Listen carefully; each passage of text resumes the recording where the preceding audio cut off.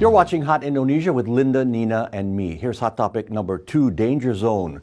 A Suzy Air flight landed in a remote area of Mduga in one of Indonesia's easternmost provinces on February 7th.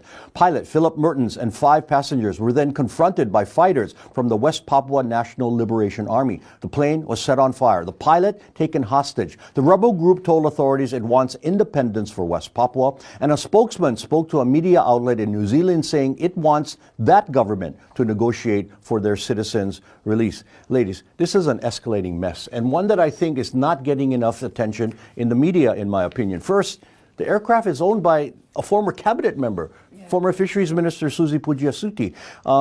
Taking hostages raises the game to another level. Nina, your reaction to this situation. Well, first of all, I would like to know if people who are flying there are aware of the situation, if it's something that the airlines are required to announce before flight takeoff. You know, they're flying into a hostile area, there might be a chance of... Well, the 5 other passengers were natives of the area. They were going home, so they're aware. They're right? aware. Mm-hmm. And when generally that part of Indonesia has always had violence problems. I mean, if you read enough news, you'll know. You would be aware, right? Right. I mean, it's constantly on the news, actually, whether the scale is something that is deserving of the news or not, but it is always on the news. It's so far away. That's right. It's out of the mainstream media here in Jakarta. That's one of the problems in coverage. But were you surprised by this, Nina? Or I was surprised about it. And then, of course, the question comes up about security. Is this something that the government should be having security that comes along with private like commercial airlines, or just on site at the airport? Like, what is the government participation? I disagree. On that point, and we saw the Vice President's response a few days after the first government response. He called for better security for civilian flights in Papua. I mean, to me, that's like saying, okay, we got to lock the barn after the horse escaped.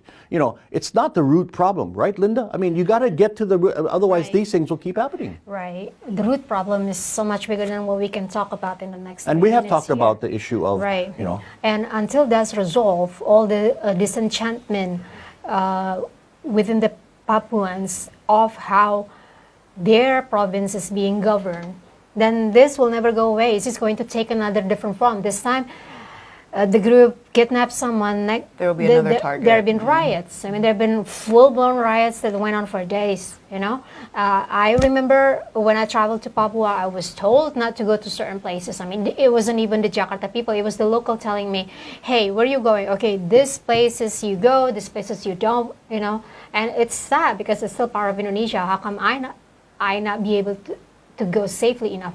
However, if I may add, it's not going to be that easy to just say that, protect all the civilian aircrafts. Because if you know the terrain of Papua, it's one isolated place to another.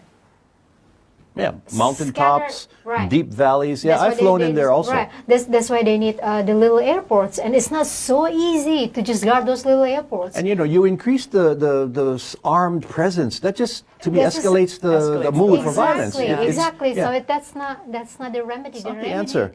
Okay. Now the rebel group, a spokesman says that the pilot is safe. Okay, and that the other passengers, as I mentioned, have already been released. Yeah, right. Yeah. So, Nina, in your opinion, what needs to be done now? What needs to be done immediately? Well, I think negotiations should be in place. The pilot is New Zealand, right? Yep. So this involves another country as well. So this is international relations. I mean, I think they got to release the hostage first before they negotiate. Otherwise, it'll encourage other hostage taking. You can't negotiate because you want to release this guy. But that will be their only chip. But how do you get them to I know. But so then you have to go to the root problem and say, okay, I mentioned this before. Convene a high-level presidential commission. Let's talk about this problem now. Yeah. Because otherwise... And involve more Papuans in the discussion instead of just people outside Papua. Because that's what's been happening. Yeah. What's been complained by the Papuan activists I talked to. Yeah, they say,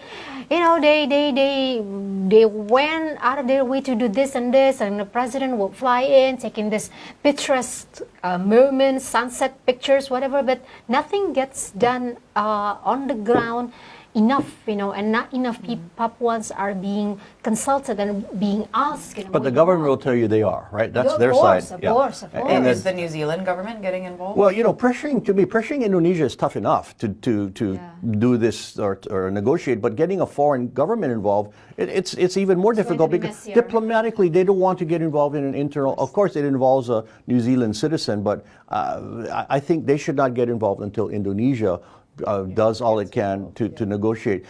As you mentioned, Linda, in the past there has been violence, there's been property damage, people have been killed people have in been this killed. drive for Papuans independence. themselves have been killed. So the buck has to stop with Indonesia, right? We can't ask a foreign government to negotiate. No.